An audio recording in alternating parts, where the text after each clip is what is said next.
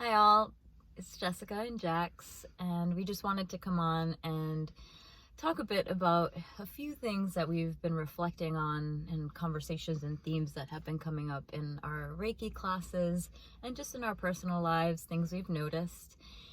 In a very transparent way, we've felt some tension and kind of like that spring energy, feeling restless and like ready to go and take action, yet sometimes not even knowing how to take that action. And so what really sprung this was in our Reiki class, we had a student ask us about the heart chakra and how if we're in a situation where, there's an angry exchange, if we are also angry in our exchange, if that energy is actually coming from the heart space. And it took us a moment to reflect on what that actually means. And what we found is that anytime we respond in that same energetic way, it's really that we are like entangling our energy in that negative way. And so to come from a pure-hearted space, or to recognize that we've done heart healing, is to come across those situations and still be able to be neutral there and still be able to respond in a way where we're no longer getting entangled in that, but we can recognize that maybe the other person's upset and we can still come up and show up with compassion. And that's where the work is. We're not saying it's easy. We're not saying that it just comes very natural. It takes work. And I think for some reason today's energy around, like, it's just been tense and restless, like we were saying.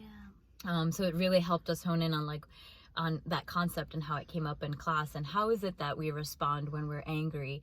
How is it that we respond when we're feeling sad or disappointed or restless? And how it's okay to quote unquote lose your shit. Yep. and come right back and figure it out, and how it just, we're human, right? We get to go through those experiences and those emotions so that we can grow through them. Right. I think we have to feel through them, of course, because we can't just completely pretend that they don't exist, that we don't get flustered. Yet we are in charge of the energy that we bring, and we're in charge of the energy that we choose to amplify. So just as if we're entering into an exchange and someone is triggering us or whatever, and we could come back at it with frustrated energy, or we can become the Jedi, which is much more challenging, requires a different level of self-discipline to say, you know what, I don't really want to amplify this exchange in this way. I'd like to neutralize it. I would like to show up as maybe some kindness in this space, because generally that's what's needed for both participants, actually.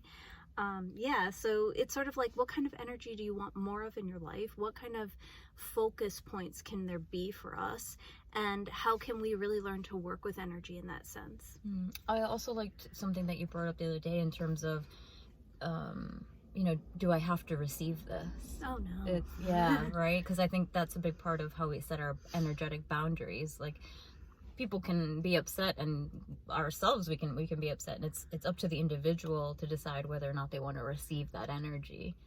And it doesn't invalidate that person's experience or say they have no right to have those feelings. It simply is saying, this is my light boundary. My boundary that I put up with light is that I do not have to receive that. Yeah, so I mean, there's work there, right? Clearly, we're human. We have these emotions. Emotions are energy in motion, so they can be quick. They can be they're like water. They can rush through us and create a response or a reaction within us, right? That's why the body wants to let it out. And so it's where the work is how am I going to respond? How am I going to react here? Is it in a way where I'm, later on I'm going to reflect and be like, oh, I handled that like a boss? Or in a way where it was like, ooh, maybe another way would have been helpful. Right. So be the boss.